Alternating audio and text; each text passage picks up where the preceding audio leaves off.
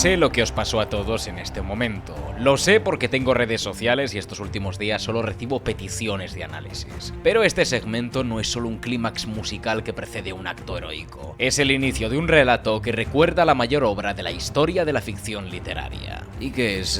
¿Una obra de William Shakespeare? Lo siento. Es decir, somos los mejores en literatura. Nadie tiene un Quijote.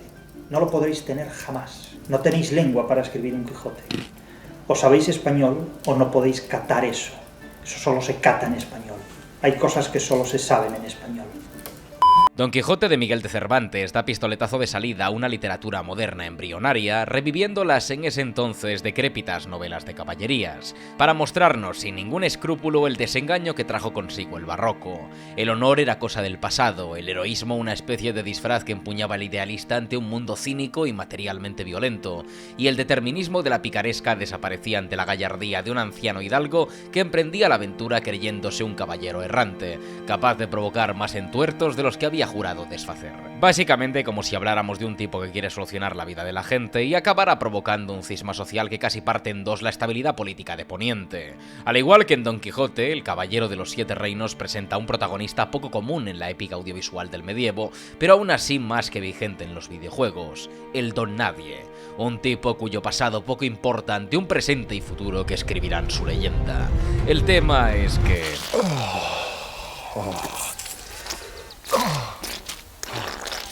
Ser Duncan el Alto y el pequeño Egg son los protagonistas de una saga de cuentos que llena de vida el poniente post-dragones, una tierra ya hastiada de la dinastía Targaryen, rebelde, avariciosa y cada vez más erosionada por los pulsos entre poderosos. El honor es una retórica que los caballeros ya no saben esgrimir y su oratoria se diluye en el placer y la testosterona del combate.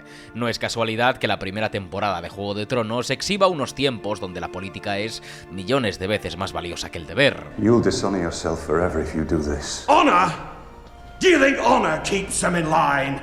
Do you think it's honor that's keeping the peace? It's fear. Fear and blood. Es la era de Juego de Tronos, pocas décadas después de la rebelión de Robert, un tiempo en el que hay escasez de referentes y elementos fundacionales.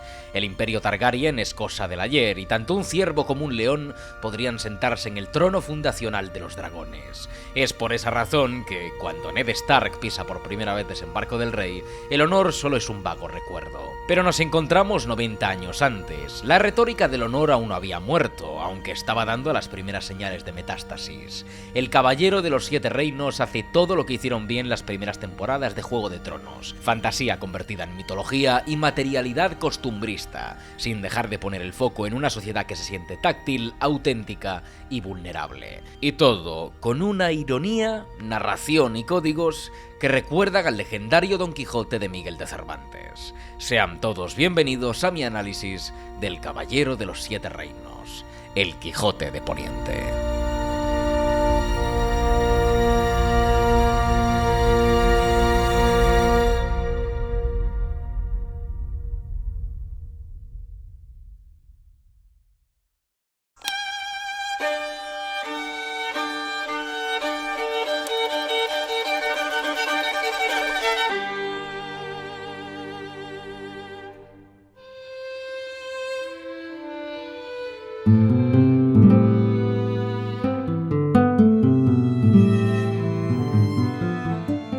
Cuando pensamos en un caballero de Canción de Hielo y Fuego, se nos pueden venir a la cabeza Jon Nieve, Jaime Lannister, la Guardia Real, o si pensamos en un modelo más errante, Sandor Clegane o Brienne de Tarth. Y aun con todo, el deshonor, la falta de juramento o el poco compromiso ético los asumimos como caballeros. Su ontología no es puesta en duda. Una espada, ya tenga nombre o no, una gran armadura y una habilidad con la espada que supera cualquier tipo de retórica. Pero ¿es esta una representación verosímil del caballero? ¿Cuál es su linaje? ¿De dónde sacó su armadura? ¿Cuál es su impacto contra la materialidad del mundo? Estas son las preguntas que responde el primer episodio del Caballero de los Siete Reinos. La secuencia inicial no es solo un prólogo, es un manifiesto ontológico que nos sitúa desde el primer fotograma en las antípodas de la fantasía épica para devolvernos a una exigencia de realidad propia de la novela moderna. El plano de los tres caballos expresa la única herencia de un muerto y establece un tema fundacional dentro de la historia. historia. El valor de un hombre no reside en su sangre, sino en sus enseres y su capacidad operatoria. A los pies de esa colina austera, frente a un espino que se alza en la cima, conservando hojas como reliquias de una vida que se apaga, Dunk cava la tumba de Ser Arlan, el caballero para el que sirvió como escudero. El acto de cavar supone la construcción de un vacío legal que Dunk llenará con su propia voluntad. Cuando se niega a enterrar la espada con su señor porque se oxidaría bajo la lluvia, Dunk toma una acción racional. No se guía por el idealismo poético del luto caballeresco, sino por la necesidad material del guerrero, porque la caballería de esta época es muy diferente. Wow. Knighthood has fallen on sad days.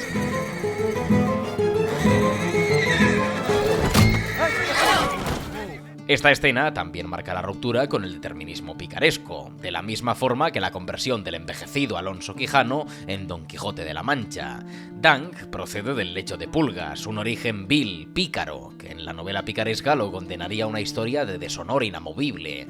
Sin embargo, Dunk aprovecha el azar de la muerte de su mentor y nace como caballero. A lo largo de la serie obtenemos diferentes pistas acerca de la veracidad del nombramiento de Dunk como caballero. La magia de la ambigüedad en este asunto y las pocas ganas de dejarlo claro incurren en una falsificación por ausencia, un engaño narrativo deliberado por parte del narrador con el objetivo de desviarnos hacia elucubraciones. De la misma y cínica forma que el narrador en la obra de Cervantes altera la historia y nos hace partícipes de las fantasías demenciales del protagonista, el narrador o narradores del Caballero de los Siete Reinos hacen lo mismo, aunque la perspectiva narrativa es casi siempre de Dunk. Como por ejemplo cuando el protagonista cuenta la historia de las bofetadas, vemos tangible y rápidamente, con insertos muy fugaces, el impacto de esos golpes.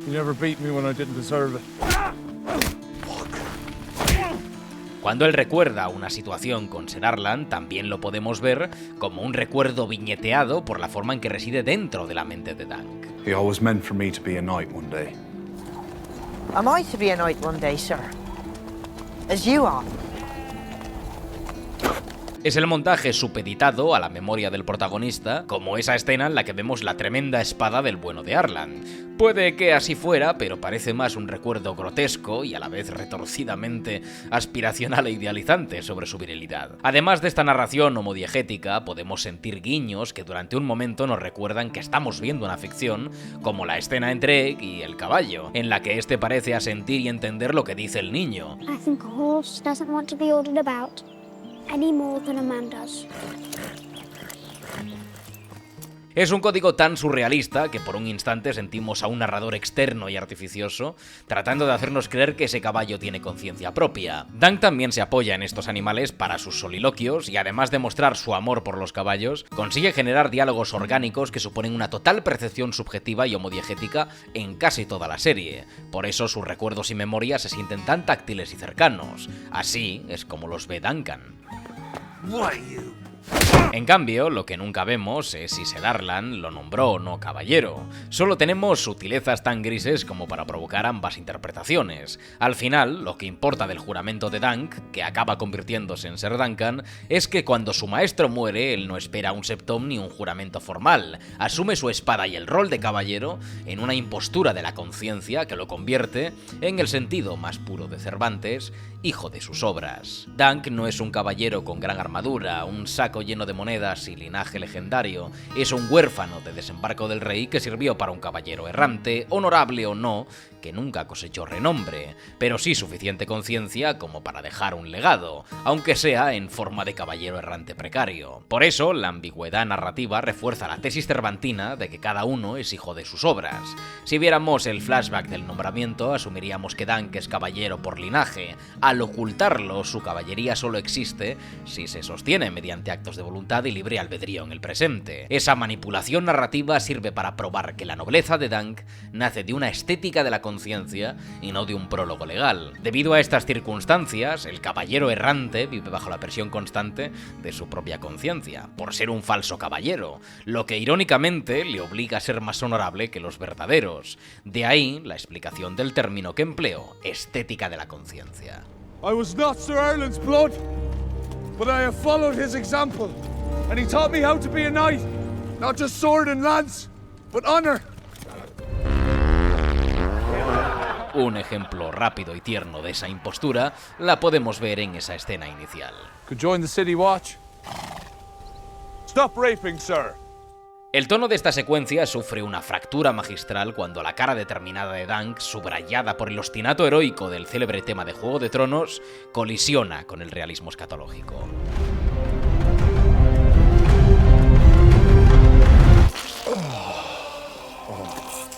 Nuestro héroe literalmente nace cagándose encima. Ante el tema del poder como aventura, el rugido de su estómago y la diarrea a los pies del árbol no son un recurso cómico gratuito, sino otra mueca cervantina que destruye el espejismo del héroe invulnerable. Como bien sabía Sancho Panza, si un hombre tiene funciones corporales, no puede estar encantado por el mito. Esta es la primera muestra de desengaño barroco, y además en su estado más puro, la identificación del idealismo como un espejismo en un mundo irónicamente material. Los flashbacks que antes mencionaba de Sir Arlan pegándole refuerzan también esta vulnerabilidad alejada de la idealización. Los recuerdos del escudero acerca de su maestro no son lecciones teóricas motivacionales, sino una instrucción punitiva donde el cuerpo es el único receptor de significado. Dunk es un don nadie, un protagonista vulnerable que, al igual que el caballero de la triste figura, asume una estética que lo eleva por encima de su propia precariedad.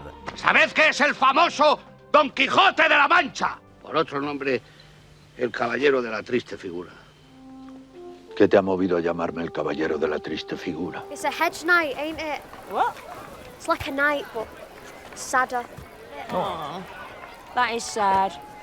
Finalmente, cuando Dunk sube a su caballo y encara un horizonte gigantesco y salvaje bajo un atardecer que choca con nubes negras, la música de Ramin Djawadi deja entrever la verdadera identidad del caballero errante.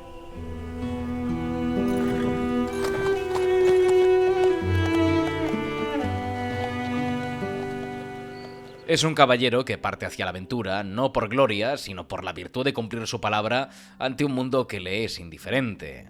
Los instrumentos, que en anteriores trabajos de Djawadi expresaban ideas y sentimientos, aquí también lo hacen. No escuchamos violines, representantes del honor o el deber, sino una solitaria guitarra acústica acompañada por un violonchelo que suena tan melancólico como aventurero. Será, pues, la historia de Dunk, una identidad solitaria y quizá fuera de su tiempo como la guitarra, acompañada por un cello que domina el significado de este personaje. Un amor que no solo se ve representado por lo carnal o el romanticismo, sino por una bondad que es contagiante, tanto como para hacer que un príncipe quiera defender su honor. Un tema comprometido con la aventura, pero suave y tan melancólico como para añorar cada nuevo paso del viaje.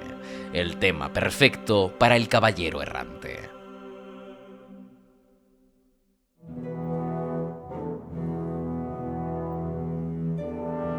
Esta no será una historia palaciega de grandes decisiones en grandes salones. Es la vida de un hombre sencillo, víctima del azar y sus propios valores. Es por lo que en gran parte esta serie también me recuerda a Kingdom Come Deliverance 2. El protagonista de este videojuego es un Johnny cualquiera sin aparente linaje noble, por lo que es tratado casi siempre como un peón reemplazable. Henry, hijo de un herrero y protagonista de la historia, camina por un mundo extremadamente costumbrista en un trabajo de diseño sin parangón de Warhorse Studios que nos transporta directamente a la bohemia medieval, con sus virtudes y enormes limitaciones. En todo momento te sientes como un intruso, parte de un escenario monumental que sigue respirando y funcionando, estés o no presente en él.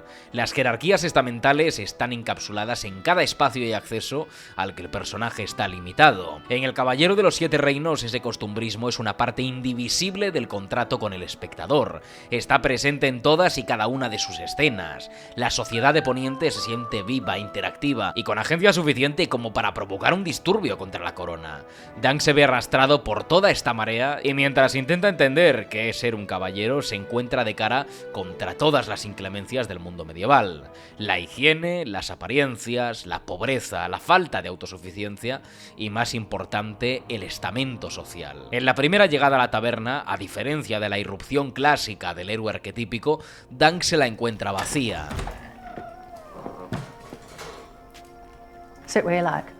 No hay artificio ni todas las miradas posadas sobre un forastero, solo silencio.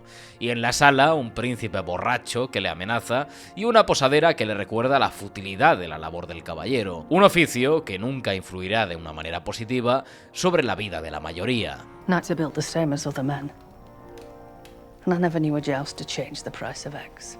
Aquí entra la exigencia de realidad con la que esta serie triunfa y devuelve una sensación muy parecida a la de, únicamente, la primera temporada de Juego de Tronos, ya que la épica emana de las acciones pequeñas. No es por ser pureta, pero cuando en Juego de Tronos los dragones empezaron a tener más peso, el espectáculo primó sobre la densidad narrativa, empañando lo que era una trama de conspiración e intriga política medieval que nos tenía cada noche al borde del sofá. Eso no quiere decir que la incentivación de fantasía degrade el interés o la densidad narrativa, pero es cierto que la promesa de espectáculo muchas veces puede erosionar la riqueza y densidad de la historia y desdibujar a los personajes. El Caballero de los Siete Reinos renuncia a la fantasía por el mero hecho de que los dragones ya se han extinguido. Las profecías, la magia y las criaturas mitológicas siguen existiendo, pero su papel en un mundo dominado por la pluma y el oro queda cada vez más relegado al armario estético. Al alejarnos de esos elementos tan diferenciales y sobre todo de las intrigas en los grandes palacios de Juego de Tronos, nos quedamos con el mundo que habitan Dunk y Egg, el de los armeros, titiriteros, taberneras y prostitutas. La gran hazaña que desata el juicio de 7 es el hecho de que Dunk defienda una titiritera de la crueldad de un príncipe. No promete una guerra, el apocalipsis o el fin del mundo. Este es un entuerto puramente quijotesco que de forma irónica consigue devolver a la caballería su dimensión ética. Y ese costumbrismo, minúsculamente ambicioso, no solo se limita a la escala de la trama y los conflictos, sino a las acciones mundanas, lo que da como resultado escenas como la del juego de la soga, donde una actividad llana y residual se convierte en el momento más glorioso y épico del día.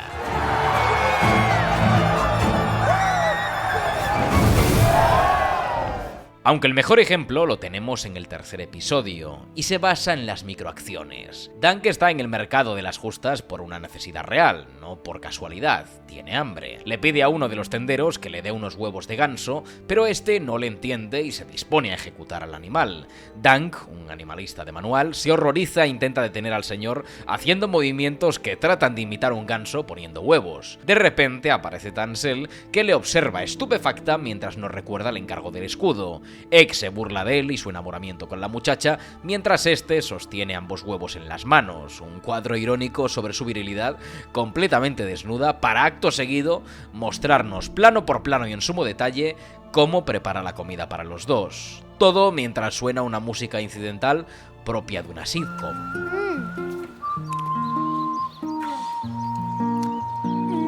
¿Qué ha pasado aquí? Todos los elementos que engloban esta escena construyen una cotidianidad compleja, multiplicada en cada uno de los gestos que han formado parte de la escena sin sentir que haya sido algo forzado. Esto es buena inmersión, buena escenografía y consigue hacernos partícipes de un relato operativo. Y es constante, como el coste de una armadura medianamente decente, arreglar un escudo y los riesgos casi apocalípticos y bancarróticos de participar en un torneo medieval. Ya no solo existe el miedo contra el castigo físico, sino la posibilidad de poder perder el estatus de caballero, y eso para un desposeído no es poca cosa. Pero tampoco debemos olvidarnos de la degradación contra la integridad, porque eso responde a una realidad punitiva que involucra a Ser Duncan y en general a la caballería misma. Casi todos los códigos que entienden los caballeros de esta era se traducen al lenguaje de la violencia. Well, I say. Fuck was it mean? Fuck it. 100 gold to the man beast or god who sticks me best. Cuando Dunk se encuentra con Ser Steffon, este ataca con más fuerza que técnica. Es una máquina de matar que cuando asalta a Duncan lo hace como un perro rabioso, desbordando tanta adrenalina y testosterona que su lengua se tropieza con sus intentos de elaborar una frase.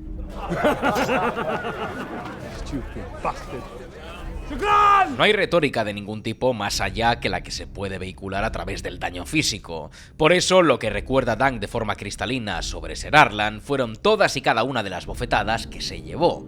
Eso que antes mencioné como lección se puede apreciar en la cantidad de veces que Dunk amenaza a Egg con darle un sopapo de similares características. You'll get a copper if you do well, and a clout in the ear if not. And you look like you need a good clout in the ear.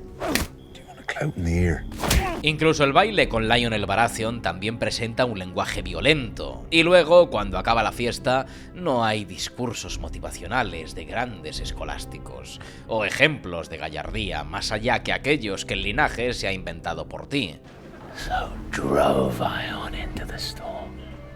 That I had to do Stormlanders had always done. If they had done it, I could do it too. Lo que hay en ese momento es la verdad, pura y dura. What chance do I have? Well, you have no chance. So what should I do? I don't know. I'm really quite drunk. Los caballeros de estos tiempos no valoran la oratoria, el honor o el decoro, sino que son personas embrutecidas por la violencia y el cinismo de un mundo que cada vez tiene menos reglas. Solo hay pelea o placeres efímeros, nada más que eso. Y después llega el momento en el que se nos presentan ejemplos modélicos de caballería, como esa conversación casi mágica con Sir Donald de Duskindale, donde un guardia real, como una aparición angelical en un establo de mala muerte, clama bajo el manto del honor que llegó al servicio del rey siendo hijo de simples cangrejeros. Una proyección que el propio director del episodio, Owen Harris, quiere hacernos creer tanto a nosotros como a Dunk. Por fin un espejo en el que mirarse, un modelo que reemplace al inerte y austero espino solitario en la colina, un modelo de caballería, conducta y esfuerzo para el desamparado caballero errante. En definitiva, un altar a la meritocracia, la fantasía de un hombre llano que, hecho a sí mismo, accedió a la élite guerrera de todo el continente. The son of a crabber came to have the honor of being a knight in the Kingsguard. Same way we became crabbers. Sin embargo, esta proyección se demuestra falsa cuando el bueno de Egg le revela la verdad tras el relato del supuesto cangrejero. Sir Donald, of Duskindale. Yep. His father owns half the crabbing fleets in Westeros. What? Esta fantasía, deliberadamente presentada como verdadera, al igual que sucede en el cuarto episodio con la promesa de Ser Stephen Fossoway, es una muestra de que la caballería es en su mayor parte una utopía clasista, excluyente y carente de justicia. Un ideal que, si en algún momento fue auténtico, parece quedar ya muy lejos. Pero ese será un punto que trataré con más profundidad de cara al final del análisis, porque antes debemos hablar de un elemento que hace a esta serie tan única dentro de su universo, y es la perspectiva.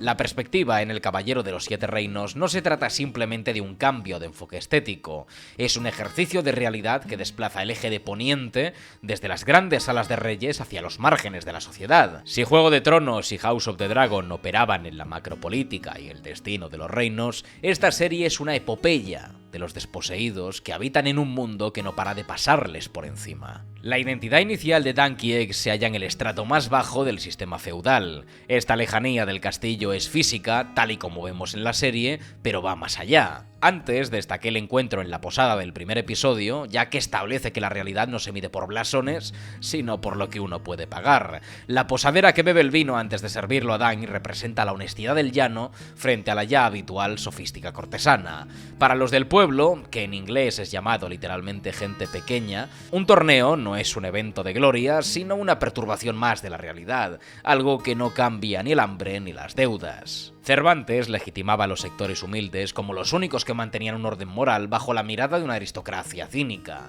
En la serie, esta voz se manifiesta en los encuentros de Dunk con aquellos que suelen ser peones de las grandes historias. Las escenas con las prostitutas Red y Vinnie son una pieza de esa dialéctica de los márgenes. It must put its body at hazard for the pleasure of strangers. Find a safer trade, lad.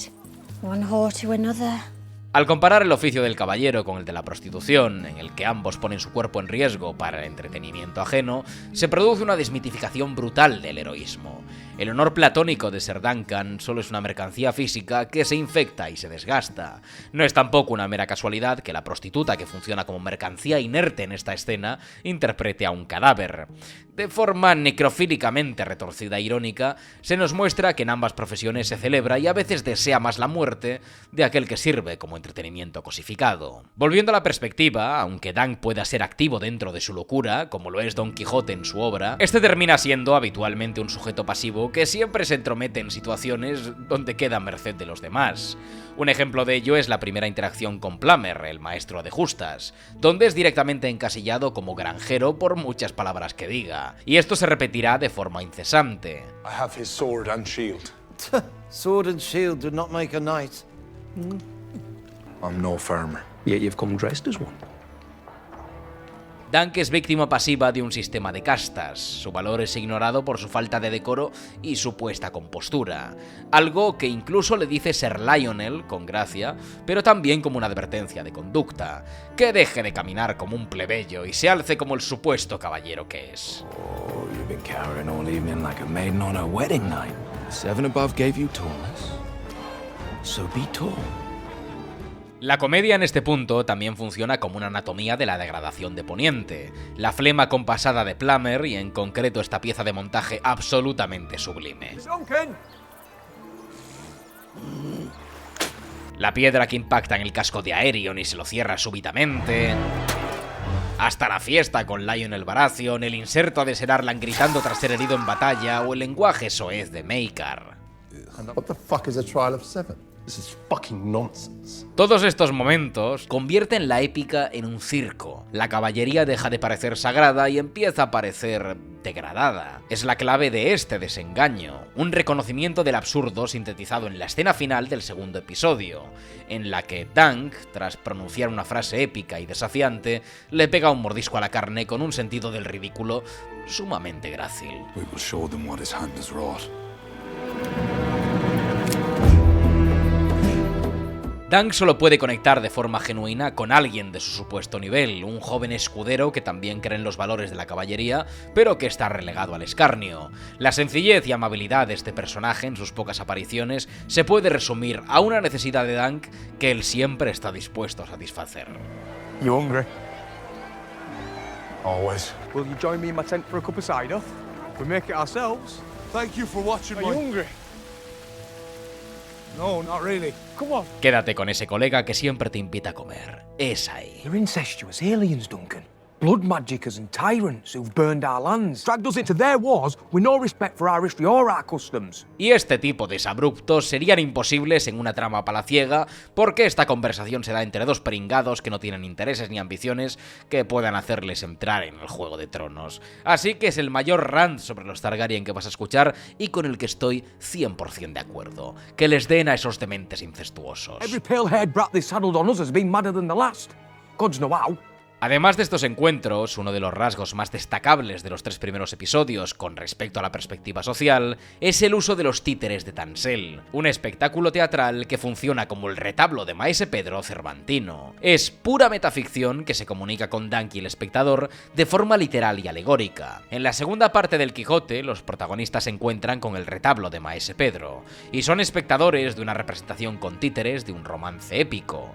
La obra se convierte en un engaño teatral que lleva a Don Quijote a atacar al retablo, envalentonado por un arranque de locura en el que intenta salvar un ideal de caballería cristiana que ya se encontraba obsoleto y además es ficcional. Deténgase vuesa merced, señor Don Quijote, y advierta que estos que de arriba destroza y mata no son verdaderos moros, sino figurillas de pasta. Aquí, como en el retablo cervantino, la ficción de los títeres interrumpe la realidad para denunciar la fragilidad de las apariencias, a través de 3 representaciones que dialogan con la conciencia de Dunk y la tiranía de los Targaryen. La primera representación, narrada por Tansel, cuenta la historia de Serwyn, quien utiliza un escudo reflectante para aproximarse a un dragón, de modo que la bestia solo pueda ver su propio reflejo. Representa la impostura noble y la necesidad de Dunk de ocultar su origen en el lecho de pulgas bajo el disfraz del caballero. La advertencia que hace la narradora sobre el honor y la ambición que disfrazan la verdad resuena con la crítica cervantina al idealismo, un espejismo que a menudo impide ver la crudeza de la realidad material. Great honor, his ambition, must keep a truth concealed. El segundo retablo presenta a Florian el Loco, un bufón que también es un caballero heroico. Tansel afirma que todos los hombres son bufones y todos los hombres son caballeros. A fool and a knight. Sweet lady, all men are fools and all men are knights. Florian encarna la idea de que el heroísmo es intrínsecamente absurdo y delirante desde una perspectiva lógica, y también cristaliza el conflicto de Dunk. Si un bufón puede ser caballero, la nobleza no reside en la sangre, sino en el ejercicio del libre albedrío. Al igual que Dunk es un plebeyo que juega a ser caballero, Florian es un bufón que actúa con honor. Este relato dignifica a los seres humildes frente a la impostura del poder, demostrando que la verdadera nobleza es la esencia de la acción, lo que ya antes he denominado como estética de la conciencia. En la tercera representación, Tansel combate y mata a un dragón sin necesidad de un narrador, hasta que Aerion Targaryen interrumpe la función violentamente. El dragón muerto es una verdad subversiva ante la nobleza institucional, un acto intolerable. Aerion rompe el dedo de la titiritera porque en su lógica de poder, el dragón nunca puede perder. The dragon will never lose. Aerion toma la misma acción brutal contra la función que Don Quijote, ya que ambos intentan proteger en su locura un ideal obsoleto.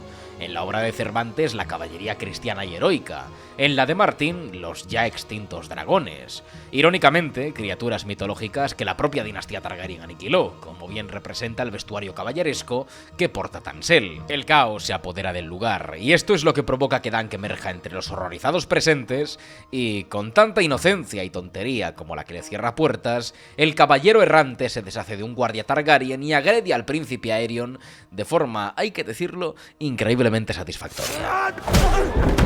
Es una escena que muestra la debilidad y a la vez virtud de Dunk.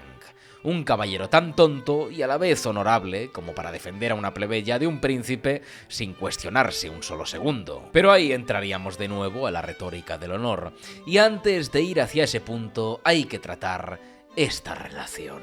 Y sobre todo el impacto que supone la revelación del tercer episodio.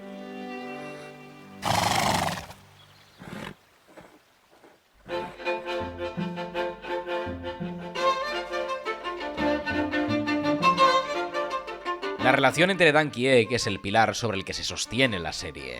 Ambos son parte de la perspectiva tan genuina del relato, y aquello que retroalimenta su relación tiene muchas semejanzas con el vínculo entre caballero y escudero que comparten Don Quijote y Sancho Panza en el enésimo nexo de esta obra con la de Cervantes. Uno de los aspectos que hacen que la relación entre Don Quijote y Sancho Panza evolucione en la obra es el concepto compartida de quijotización y sanchificación.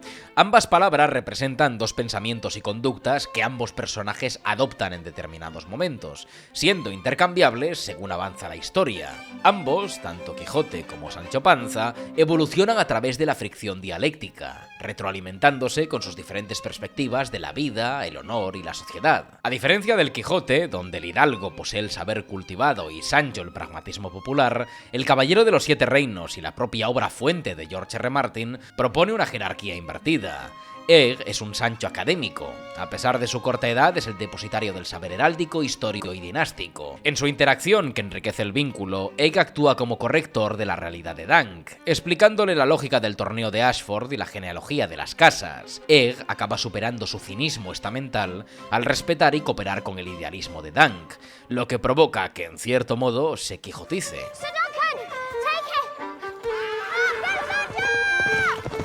Dunk, en cambio, es un Quijote plebeyo. Si Egg es el conocimiento, Dunk es la acción. Su idealismo es honorable, pero carece de las herramientas lógicas para navegar la sociedad feudal. Dunk sufre un proceso de sanchificación o racionalización durante los 3 primeros episodios, cuando choca con la precariedad del caballero, la necesidad de vender su caballo y sus nulas dotes sociales. A lo que quiero llegar con esto es que la identidad en esta obra no es una esencia textual o inamovible, sino un resultado dialéctico.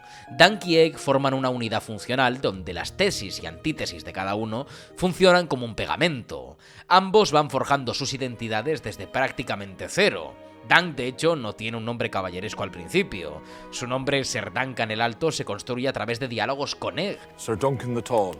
Y Egg, directamente, es un niño que quiere crearse una nueva identidad, escabulléndose de sus responsabilidades palaciegas y madurando su cosmovisión en compañía de Dunk. A lo largo de los episodios vemos como caballero y escudero comparten su visión del mundo mientras aún la construyen. Descubrimos rasgos de uno y otro, como el amor compartido hacia los animales y el ideal del honor y la gloria. Dunk traduce a Egg las penurias y saberes del hombre común a las consecuencias de las acciones de los poderosos sobre los pequeños. Le instruye en coser y remendar ropa, cuidar a los caballos, años, le enseña el valor de la libertad radical e idealista del caballero errante, leal y fiel a los valores que más resuenen con él, y en última instancia, aún más importante, actuar contra la injusticia, no con palabras, sino con actos. El impacto de Egg sobre Dunk no es menor. Intercede por él en numerosas escenas como un asesor competente. Le ayuda a dar significado a cosas que siente, pero que no sabe poner en palabras. So the luck is ours alone? Y por supuesto, es el que prácticamente le da su identidad y nombre de caballero. No solo con el nombre, también con el escudo, la estrella fugaz, el árbol. An elm tree. A big one. Like the one by the river. But with a shooting star above. Could you do that? Mm-hmm. Thank you. I'm Sir Duncan the Tall. Sir Duncan existe por las vivencias que tiene con Egg. Dentro de esa fricción y aprendizaje compartido, la serie consigue crear momentos tan cómicos como auténticos, ahondando en las personalidades de cada personaje, colisionando, como la lentitud mental de Dunk y cómo Egg se aprovecha de la misma para inventarse historias sin sentido. His father owns half the crabbing fleets in Westeros. How would you know? Like fishing. La frustración cuando intentan mantener una conversación profunda. Everyone's always told me I was stupid. And? What? What did you do when people said you were stupid, sir? What business is that of yours? My problems are my own. O la desternillante reflexión acerca de la canción sexual de Alice. That means there was a cripple girl who was so good at pleasuring men in their bums that they saw fit to celebrate her in song, and yet they could not bother credit her true name. Perhaps it is a story of honor. Honor. Más allá de esos ejemplos donde ambas personalidades no consiguen congeniar, los momentos en los que sí lo hace se sienten preciosos y trascendentes narrativamente. En el tercer episodio, cuando Tansel es atacada, es Egg quien incita a Dunk a la acción contra Aerion. No intercede, sino que llama a Dunk porque realmente lo respeta y estima como caballero, demostrando que ha internalizado el proyecto ético de Dunk por encima de su integridad o la verdad de su linaje.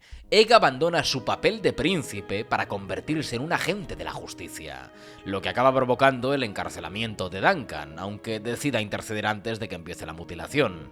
Es una acción temeraria típica de Don Quijote, nacida del idealismo más puro y de la asimilación de Duncan como una figura de autoridad ética para el joven príncipe. En el momento de la revelación, Dunk se siente herido porque esa comunidad íntima que habían construido bajo las estrellas se quiebra ante la intrusión de algo tan grande como una jerarquía palaciega. Descubrir que es el príncipe Aegon supone, de nuevo, el desengaño, un impacto en la narrativa que le obliga a reevaluar toda su existencia, y una emoción capturada con mucho atino por la directora Sarah Dina Smith, que lleva la tensión del montaje hasta el absurdo con una serie de cortes dramáticos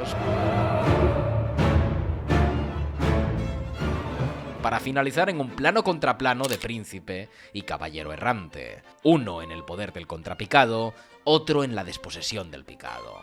Ahora, sin máscaras, cada uno puede ver la identidad material del otro, y ahí la cámara se aleja de ambos, expresando la diferencia estamental y tensando la cuerda de la amistad. Un despliegue de ironía excelso. Dunk y Egg, en este esperpento casi llevado al absurdo, no viajan juntos por destino, sino por un azar que se convierte en voluntad a través de la conversación. Su relación es el patente recuerdo de que el ser humano es un sujeto racional que se redefine constantemente a través del otro. Una lección dialéctica que observa de forma tierna un espacio que cada vez nos negamos más. Ese espacio se siente tan especial y bonito que en tan solo 3 episodios, con una duración tan breve, este momento, este desengaño, consigue impactar de verdad. Una curva dramática soberbia para este clímax, conseguida en gran parte a que todos los pequeños momentos importen. La relación entre Dunk y Egg es una pradera extensa y libre de estigma donde un príncipe renuncia a su posición para aprender de la verdad de la vida y en la que un huérfano puede inventarse una nobleza que no le dio la sangre, pero sí sus palabras y sus obras. Hijo de sus obras, como decía Cervantes, pues es así como se da a conocer Ser Duncan el Alto ante los 7 reinos, dando una somanta de palos al príncipe Aerion Targaryen, defendiendo el juramento sagrado de todo caballero, proteger a los inocentes.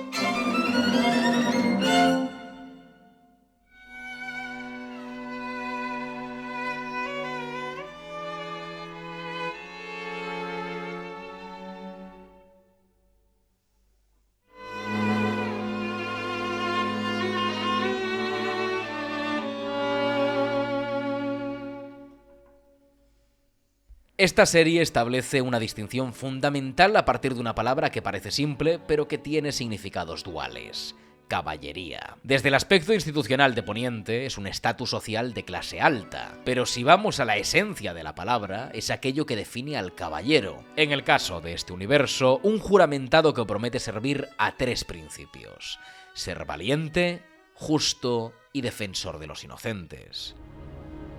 In the name of the warrior, I charge you to be brave. In the name of the Father, I charge you to be just. In the name of the mother, I charge you to defend the innocent. Arise, a knight of the 7 kingdoms.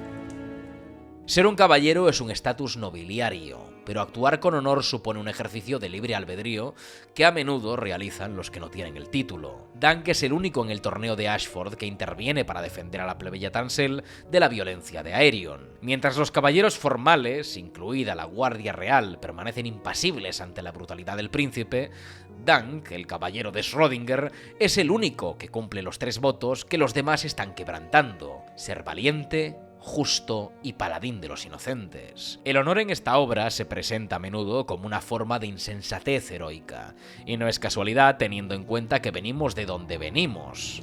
If you think this has a happy ending, you haven't been paying attention. Y aún así, es el tema sobre el que pivota todo el relato. Dunk se muestra reacio al trato estratégico del maestro de justas para asegurar su futuro financiero, y su negativa no es una decisión lógica propia de la supervivencia, sino un acto de orgullo y fidelidad a sí mismo. Al igual que Don Quijote, Dunk prefiere ser un loco moral antes que un sabio cínico. Por otra parte, cuando Baylor intenta ayudar a Dunk ofreciéndole la alternativa del juicio por combate, la monarquía responde a esa retórica del honor con derecho feudal. A trial of 7. El acto en sí ya es patético y deshonroso. El príncipe se remonta a una tradición antiquísima de los ándalos, cultura colonizada por los propios Targaryen, ante el conocimiento de su tío y el embrutecido intelecto de su padre. What the fuck is a trial of 7? De esta escena me gustan mucho los gestos y sobre todo lo mucho que hay condensado en ella. Aerion se presenta como un ser tan intransigente como arrogante. El gesto que tiene en la mesa, aplastando nueces con la daga, me recuerda aquella observación que hacía Tyrion con su hermano Jaime Lannister poco antes del juicio por combate que decidiría su destino. Recordaba a su primo Orson, un niño con minusvalías mentales que tenía la manía destructiva de aniquilar con piedras una gran cantidad de insectos. Tyrion, en una misericordia irónica, poco antes de su juicio por combate, no entiende la naturaleza tan monstruosa de su primo, en una alegoría que comparte con Jaime del padre de ambos, Tywin Lannister, y las pulsiones destructivas y de dominación que le impulsaron toda su vida, afectando a sus familiares hasta llevarlos, precisamente, hasta este momento. Aquí Aerion es la viva imagen de ese Orson Lannister, mecánica, frívola, desprovista de sentido, justificación.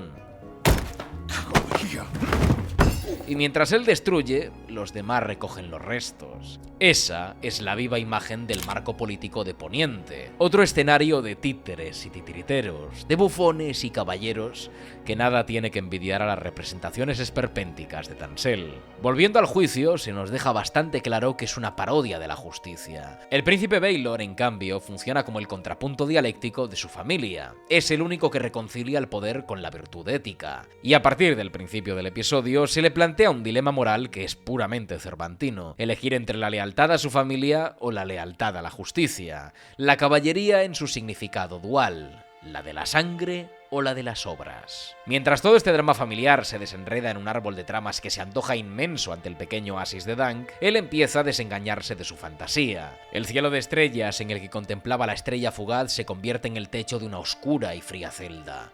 Esta simple fusión de conceptos muestra cómo el idealismo de Dunk se va desinflando, así como la interacción con Egg y el hallazgo de que debe conseguir a 6 campeones.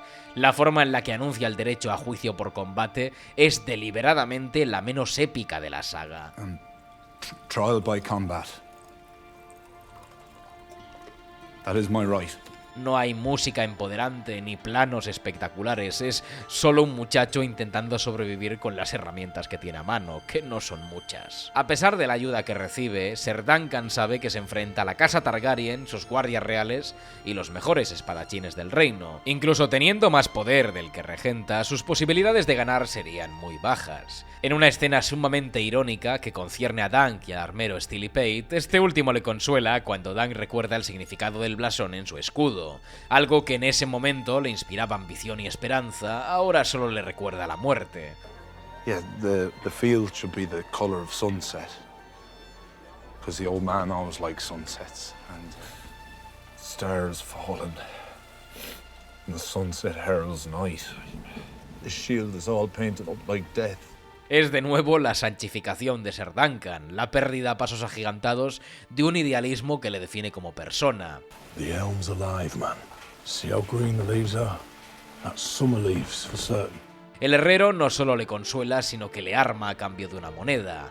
Este es el primer eco del impacto que tiene la estética de la conciencia de Ser Duncan en su entorno, y cómo esa simple impostura cambiará el curso de la historia. El habilidoso y tenaz herrero, que ya antes mostraba una tibia piedad por Dunk, regala sus servicios al caballero por la obra que ahora le tiene al borde del abismo. Su espíritu idealista le llevó a cometer una locura, pero ese acto resulta inspirador para los demás. Es la estética de la obra de Ser Duncan lo que le define ante los demás como un caballero en el que confiar. No es cuestión de linaje ni de bagaje, es simplemente el hecho de defender al inocente del poderoso. Ese cinismo con el que el mundo le recibía empieza a convertirse en una empatía que acaba quijotizando a casi todos los personajes. Egg consigue reunir a un grupo de aguerridos caballeros que lucharán en su nombre, y sean cuales fueran las razones o lo que les cataliza para ayudar a Dunk, al igual que al caballero errante, lo que les define es la obra que les ha llevado a luchar del lado del inocente. Con la ayuda de Steffon y su promesa de lealtad,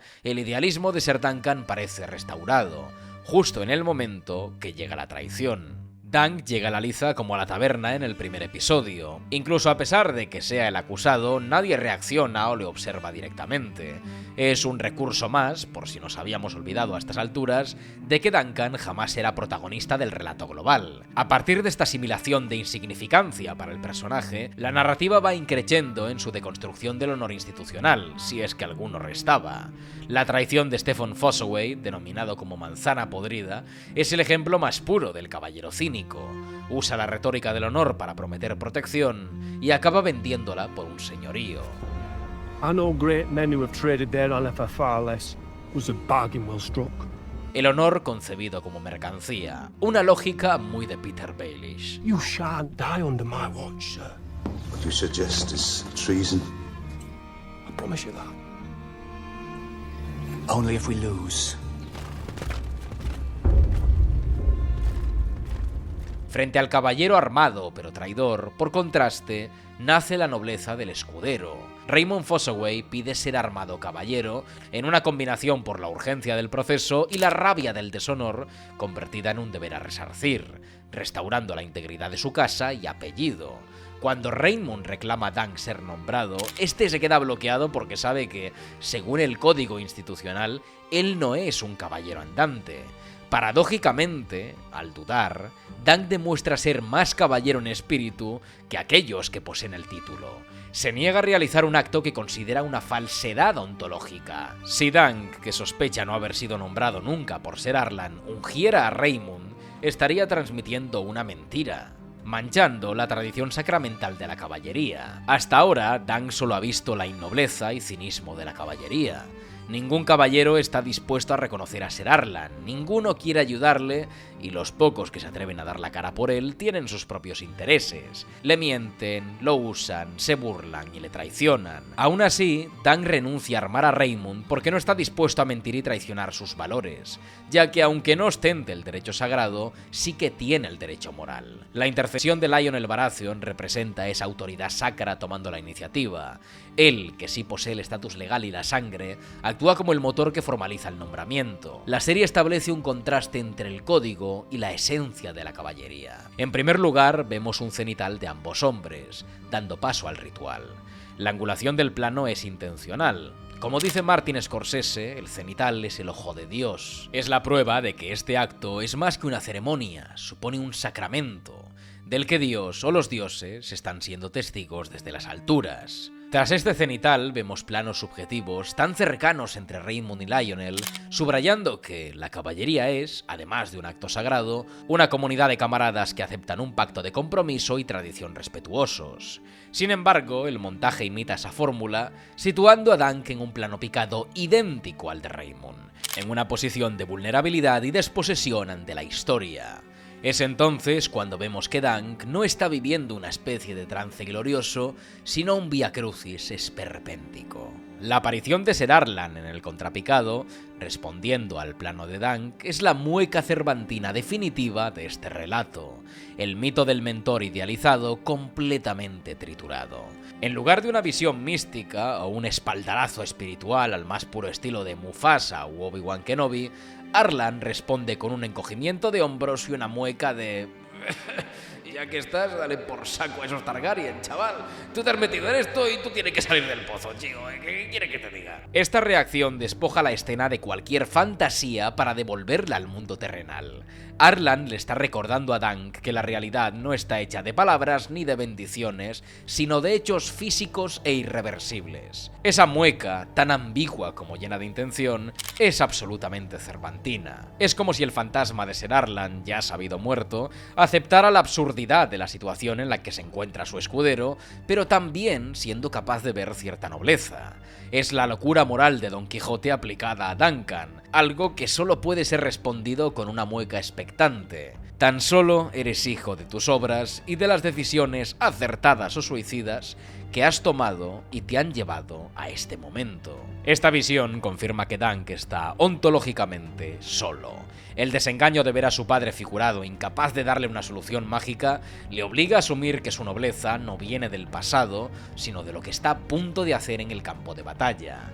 Y tras darse cuenta de eso, empieza su discurso contra las casas de Poniente. Dunk intenta pronunciar un discurso épico, apelando a los votos de proteger al inocente que todos los presentes han jurado y a la vez quebrantado con su impasibilidad. Y la serie sabotea esta solemnidad con el pedo del puñetero Bracken.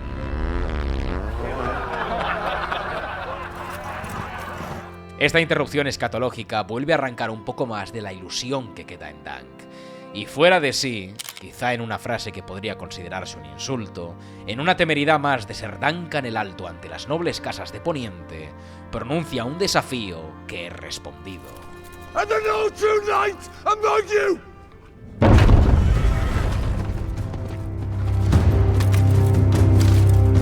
I will take the Duncan side.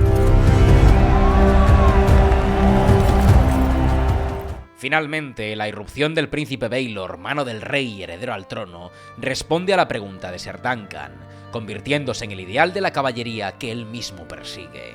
La fórmula de plano contra plano refuerza la idea de ese caballero en el que se quería reflejar Duncan, ese que intentaba ver en la mueca de Ser Arlan, un ideal, una ilusión, un fantasma haciéndose carne y hueso frente a él.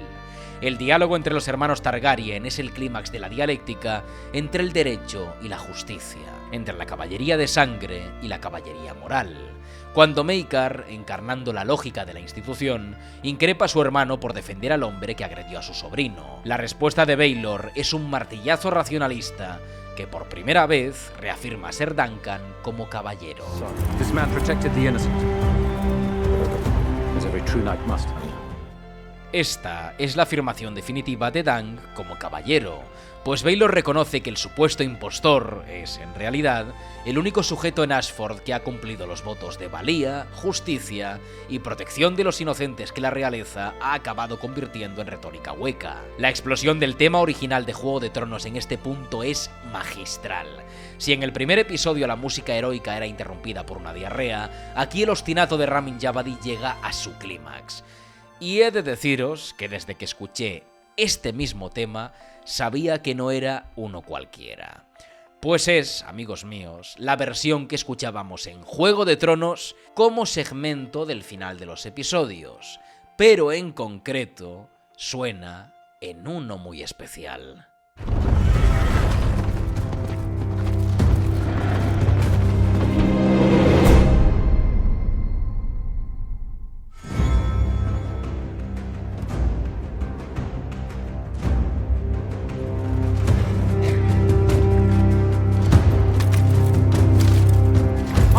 Axe the Duncan side!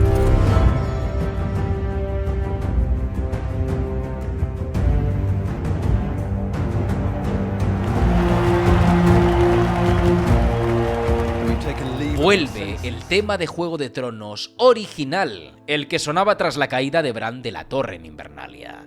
Ese que parece ya un mito, una reminiscencia directa a la batalla de poderes. Esa es la mecha que ha encendido la bondad y sencillez de Ser Duncan. Esa música es heraldo de que, a pesar del deshonor y cinismo del mundo, la virtud de un hombre bien intencionado puede mover los cimientos de una dinastía de dragones.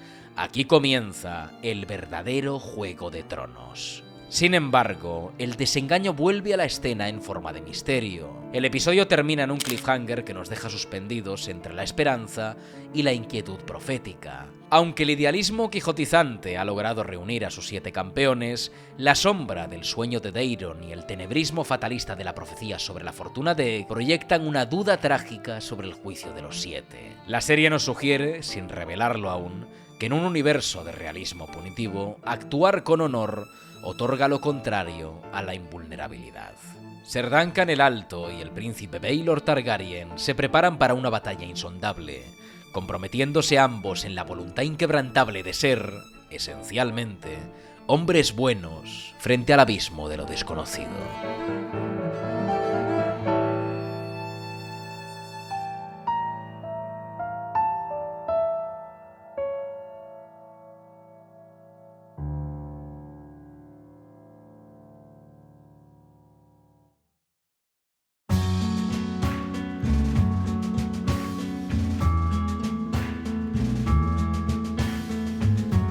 Hasta aquí hemos llegado. Sé que me dejo un montón de cosas que comentar de esta serie, pero por suerte, si apoyáis mucho este vídeo, traeré una segunda parte analizando los 2 siguientes episodios, porque aún hay mucha tela que cortar. El Caballero de los 7 Reinos es una serie que ha aparecido en nuestras vidas sin apenas marketing, conquistando los corazones de la audiencia con un boca a boca que está siendo inaudito y recuperando la esencia de una serie que parecía un fantasma que solo podía traer amargos recuerdos. Si os ha gustado el vídeo, os invito a que dejéis un buen like, compartidlo con vuestros fans de Canción de Hielo y Fuego que ahora observan la 3ª temporada de House of the Dragon con tanto miedo como Danka a esa prostituta, y suscribíos si aún no lo habéis hecho. Sin mucho más que decir, me despido. Un saludo y Valar Morghulis.